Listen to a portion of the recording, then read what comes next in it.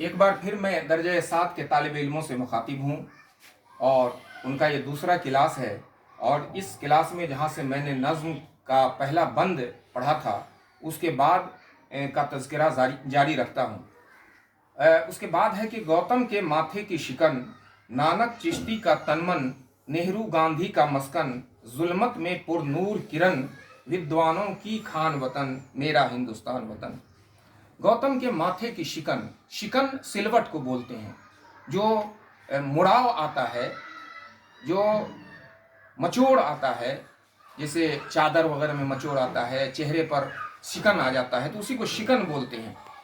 नानक गुरु नानक का नाम सुना होगा आपने, और चिश्ती ख्वाजा मोइनुद्दीन चिश्ती रहमतुल्लाह अलैह, ये तमाम बुजुर्ग लोग हैं। ये कहता है कि नानक चिश्ती का तन मन, ये तन मन से अजीज हिंदुस्तान नानक का है, चिश्ती का है। नेहरू गांधी का मस्कन, आप जवाहरलाल नेहरू, महात्मा गांधी, ये तमाम लोगों का मस्कन, मस्कन माने रहने की जगह, घर, ये नेहरू और गांधी के रहने की जगह है।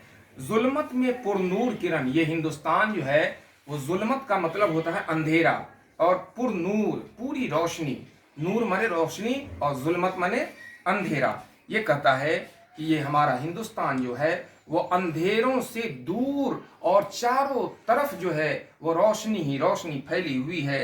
ये फिर कहता है कि विद्वानों की खान वतन, यहाँ बड़े बड़े विद्वान लोग, बड़े बड़े महान लोग, बड़े बड़े ऋषि लोग, बड़े बड़े मुनि लोग यहाँ पैदा हुए, बड़े वली लोग पैदा हुए, जिसमें जिक्र आया गौतम का, नानक का, चिश्ती का, फिर हमारे बड़े बड़े रहनुमा जैसे नेहरू, गांधी, ये तमाम के तमाम लोग यहाँ हिंदुस्तान में पैदा हुए, जो हिंदुस्तान का नाम पूरी दुनिया में रोशन किया।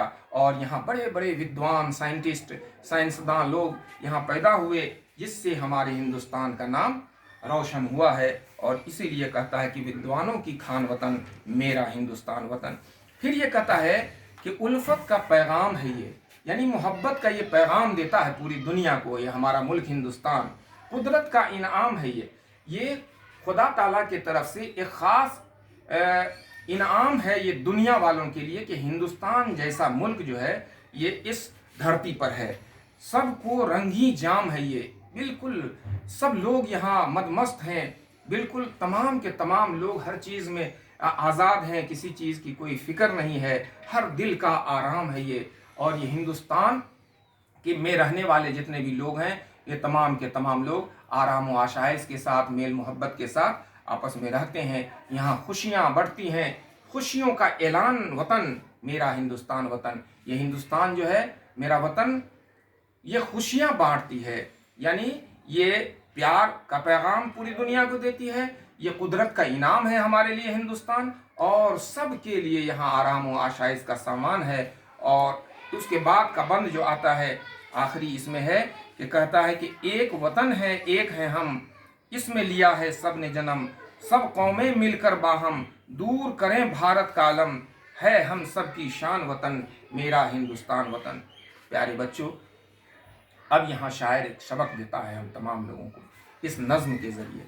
कहता है कि इस हिंदुस्तान में जितने भी लोग रहते हैं, बसते हैं, ज़िंदगी गुजारते हैं, तमाम मज़ाहिब के, तमाम ज़बानों के बोलने वाले लोग, ये तमाम के तमाम लोग जो है वो जिस तरह से हिंदुस्तान एक वतन है, उसी तरह से ये तमाम मज़ाहिब के, तमाम ज़बानों के बोलने वाले लोग एक हैं।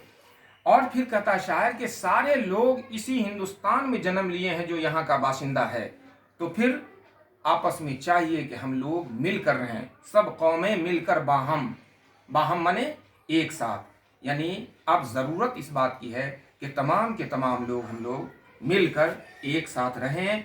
और भारत की जो तकलीफ़ है, भारत का जो अलम है और जो इसकी परेशानी है, इन तमाम परेशानियों को आपस में मिलजुल करके रह करके तभी हम इस हिंदुस्तान के अलम को, हिंदुस्तान के दुख दर्द को, तकलीफ़ को बांट सकते हैं।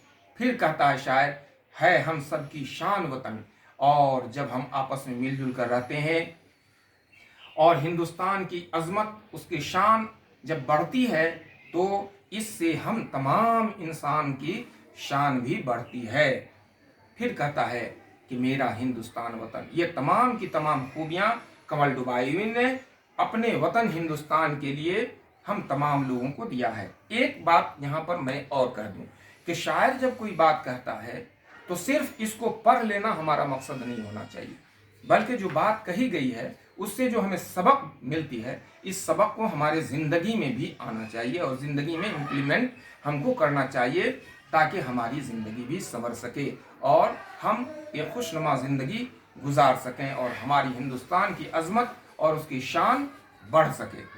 तो आज का ये नज़्म यहीं ख़त्म होता है और अगले नशिस्त में जब हम यहाँ आएंगे तो फिर आपके सामने कुछ लफ्ज़ हैं, उन अल्फाज के मानी को आप याद कीजिएगा, और जो बातें इसमें खाली जगह हैं और फिर इसमें कुछ वाहिद से जमा बनाने के लिए है, जैसे ऋषियों जमा है ऋषि का, बाद में जब ऊंची क्लास में जाएंगे तो जमा वाहिद वगैरह बताएंगे, लेकिन आप तो जानते हैं एक चीज़ को वाहिद और एक से ज़्यादा चीज़ों को जमा करते हैं। तो ऋषियों है तो उसका ऋषि, वीरों वीर, वलियों वली, खुशियों खुशी, कौमें कौम।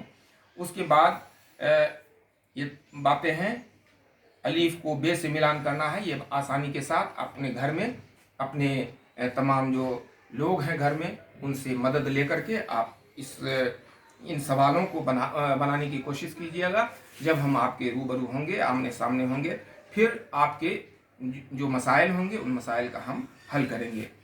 तब तक आप जो है सो अभी जो बातें मैंने बताई हैं उन तमाम चीज़ों पर आप अमल कीजिए, याद कीजिए, अपने सबक का इयादा कीजिए और घर में रह करके ही जो आप डिस्टेंस बनाने के लिए कहा गया है वो डिस्टेंस में रह करके ही अपनी तैयारी को जारी रखिए। आज के दर्जे में बस इतना ही।